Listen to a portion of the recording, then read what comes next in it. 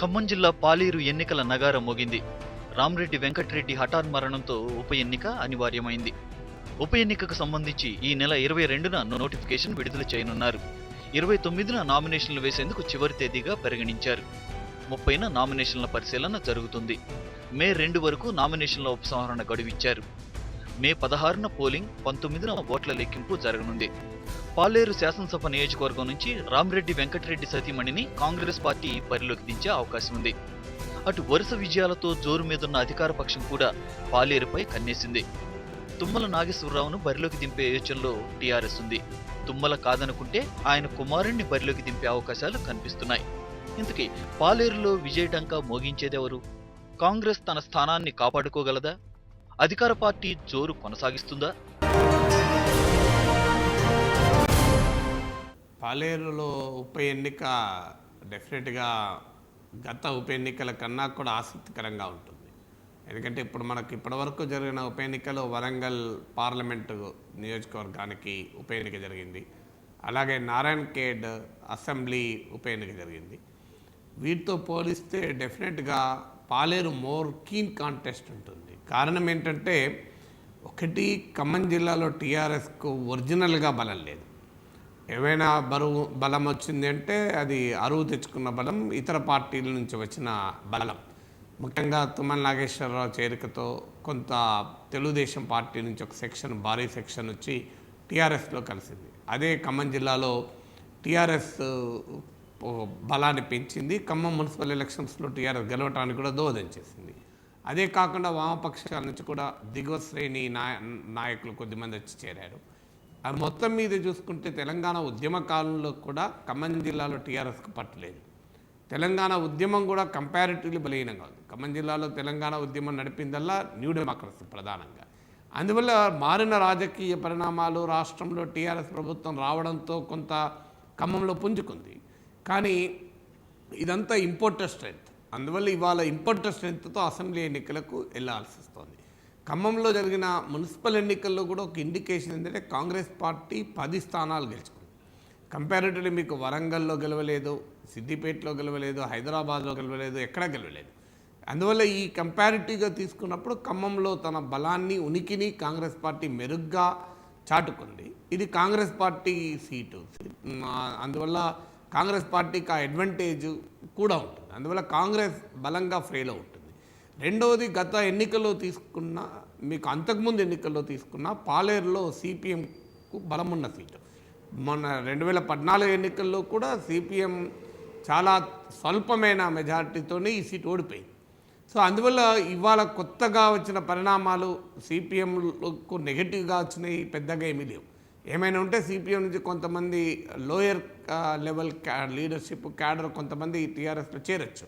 కానీ వాళ్ళు కూడా మెయిన్గా ఖమ్మం నియోజకవర్గంలో చేరారు, పాలేరు నియోజకవర్గంలో చేరలేదు. ఇప్పుడు పాలేరు నియోజకవర్గంలో ఇప్పటికీ కూడా సిపిఎం సిపిఐకి బలమైన కేంద్రాలు ఉన్నాయి.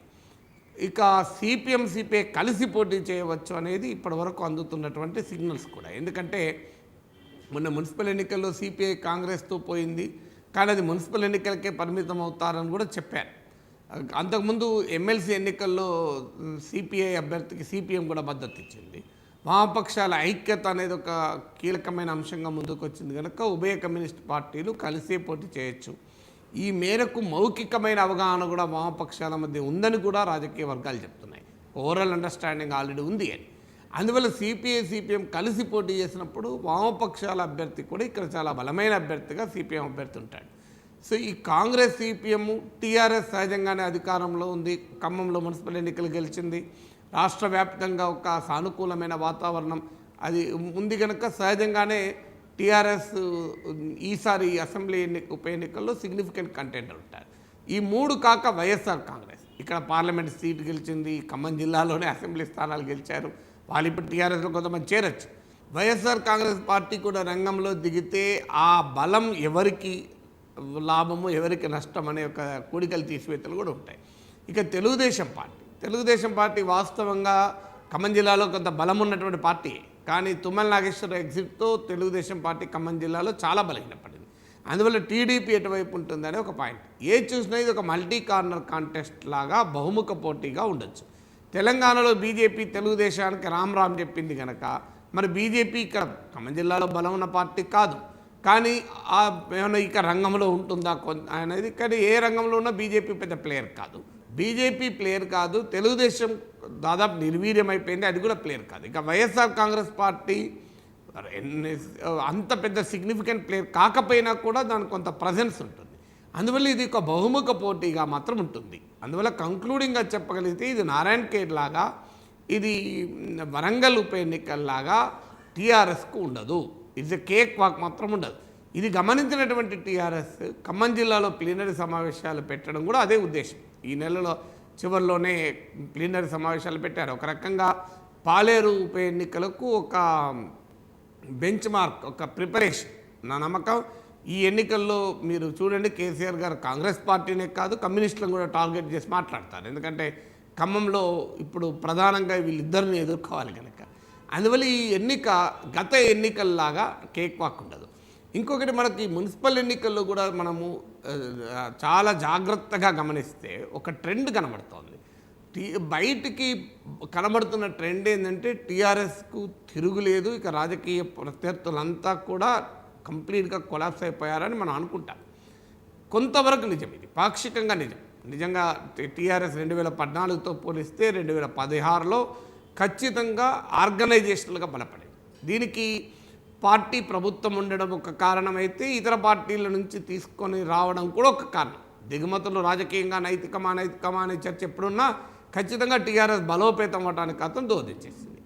ఇక రెండవది, టీఆర్ఎస్ ప్రభుత్వం పట్ల ఒక పాజిటివ్ అవుట్లుక్ మాత్రం ఉంది. మీరు ఎక్కడైనా చూసినా కేసీఆర్ ఏదో ఒకటి చేస్తున్నాడు కదా, ఇంకెవరైనా అదన చేశారా, పని చేస్తున్నాడు అనేటువంటి ఒక సానుభూతి కేసీఆర్ పట్ల, ముఖ్యంగా కేసీఆర్ పట్ల, టీఆర్ఎస్ ప్రభుత్వం పట్ల ఉంది, అందులో కేసీఆర్ పట్ల ప్రత్యేకంగా ఉంది. సో ఈ కేసీఆర్కు ఉండేటువంటి జనాకర్షణ మ్యాచ్ చేయగలిగినటువంటి రాజకీయ ప్రత్యర్థి నాయకుడు ఎవరు లేరు.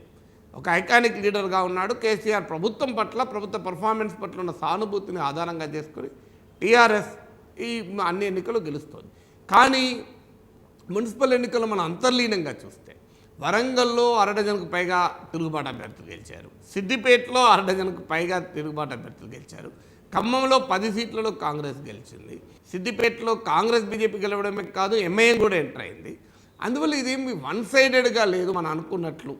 అంటే కంప్లీట్గా మొత్తం అదొక బ్రహ్మాండమైన పవనాలు వీస్తున్నప్పటికీ కూడా టీఆర్ఎస్కి అనుకూలంగా ఎక్కడో ఒక చోట ప్రతిపక్షాలు ఉనికి చాటుకుంటున్నాయి, రెసిస్ట్ చేయగలుగుతున్నాయి, టీఆర్ఎస్ అభ్యర్థుల్ని తిరుగుబాటుదారులు కూడా ఓడించగలుగుతున్నారు. అంటే ఆ టీఆర్ఎస్కి ఉండేటువంటి వల్నరబిలిటీ ఇది తెలియజేస్తుంది. అందువల్ల ఇది ఖమ్మంలో జిల్లాలో జరిగే, పాలేరులో జరిగే ఉప ఎన్నికల్లో ఇది మరింతగా కూడా మనకు కొట్టవచ్చినట్టు కనబడే అవకాశం మాత్రం ఉంది.